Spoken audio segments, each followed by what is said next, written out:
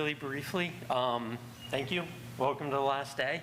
And this talk today is talking about really, hopefully optimizing communications between shared resources and veterinary staff. So this is part of our kind of, we've got a few animal-based topics today, just sort of fantastic talk from Rutgers on digitally ventilated caging and be able to do automated tracking of mice in cages, which is the dream of every vet staff and probably most researchers if they think about it. So my name's Gordon Roble. I'm our Senior Director of Comparative Medicine, so I'm a vet. I also oversee a number of our other, or manage a number of our other core directors out at Fred Hutchinson in Seattle.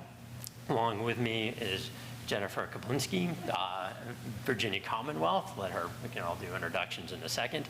And then potentially in absentia is Rena Levitas from University of Maryland, and she is unfortunately unable to be with us today.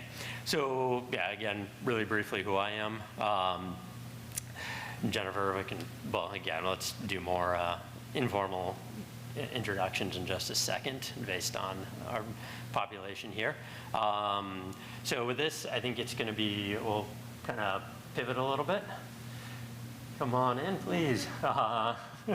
We'll pivot a little bit on the way that we're looking at this, because I think we can just spend the whole time discussing the various case studies that we have put together at this point, talking about, and these are all really meant to look at ways that shared resources that use animals and comparative medicine programs communicate. We just heard kind of a fantastic example of total miscommunication between a lab and a comparative medicine program, which is really something we want to overcome. I think there's a lot of,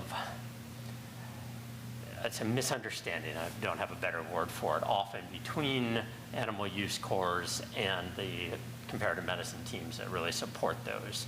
And I think one of the things that I have now kind of taken on in life is trying to figure out how, as a veterinarian, we bring more information and understanding of why behavior cores might get a little perturbed on some of the demands from the community, from the comparative medicine programs, and vice versa. And even beyond that, why a postdoc or a grad student or someone may come running down and say, please don't euthanize that mice. I can't get on the flow machine until tomorrow.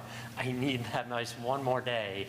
And I will say, as a trained lab animal vet, I barely knew what flow was coming out of my program and why people would be doing this. Or again, I can't get on, like, genomics is a little bit less of a thing, because usually we process those samples, they've got more time. But obviously I think all of us can come up with same day ideas there. So really what we're going to do is really just have an informal discussion around some of these scenarios and talking about that, but to start the conversation of getting to know both sides and the perspectives of both sides, from the researcher and from the lab animal side. So I think with that, I'm just going to, I had high expectations, but that's okay. Come down, and we have a number of scenarios as we pivot. I